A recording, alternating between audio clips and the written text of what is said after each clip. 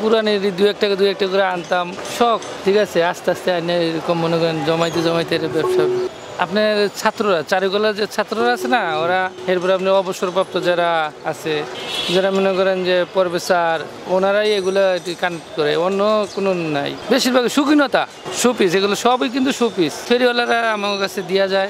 আশেপাশের দোকানে দেখে ওর কোনো দোকানে আছে কিনা, যদি পছন্দ হয় তো নিয়ে আসি কিনা, আর নাহলে বেশিরভাগই ফেরিওয়ালারাই দেওয়া যায়। বিভিন্ন দামের আছে, কারণ এগুলো তো শোপিস, এগুলা সচরাচর মানে এটা লাগবে সোলো আইটেম।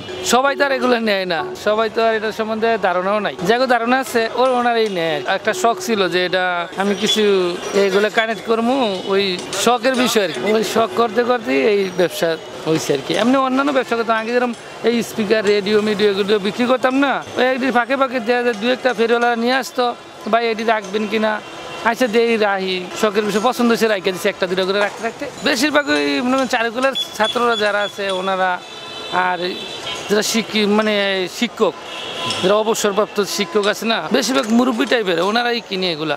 বেশিরভাগ নষ্টই থাকে, আপনার নষ্টই বেশি, সুপিস হিসাবে নেয়, নষ্ট হিসাবেই নেয়।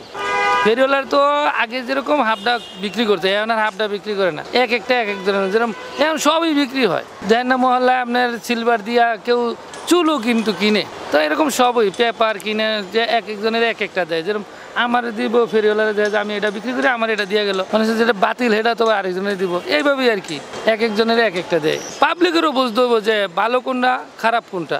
এই যে আমার দোকানটা কোনো জিনিস আছে যে এই জিনিসটা, এই যে অবৈধ জিনিস আছে, সব হলো পুরাতন জিনিস, ময়লা হিসাবে, ময়লার থেকে ওটা আমরা এটারে তুলে ধরছি, এটা ময়লাই থাকে বেশি করে পরিষ্কার করে, এরপর আমরা দোকানে ওঠাই। শিক্ষিত ফ্যামিলি ওনারাই কিন্তু এগুলো কিনে, ঠিক আছে।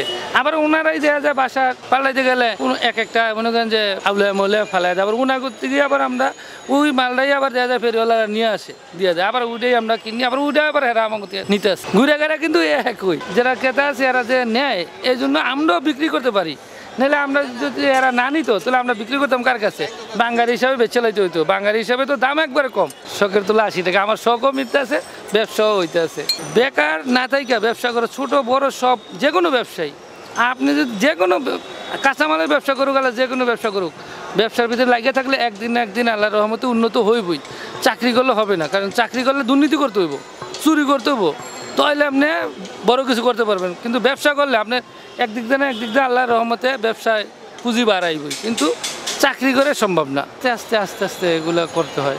এগুলো তো আর একবারে আপনি কই চাইলেই পাইবেন না, আর একবারে আপনি যেগুলো দিব ওগুলো তো আমি লোমও না, আমার কিন্তু চয়েস মতো, ঠিক আছে। ফেরিওয়ালারা আনলি যে আমি কিনালাম এরকম কোনো কথা না, আমার যেটা চয়েস দিব, যেটা কাস্টমারে পছন্দ করবো ওগুলা। ধরেন মনে করেন একটা বাঙ্গা দিয়ে দেবো, আমি তো বাঙ্গাটা রাখলে তো কাস্টমার নিব না।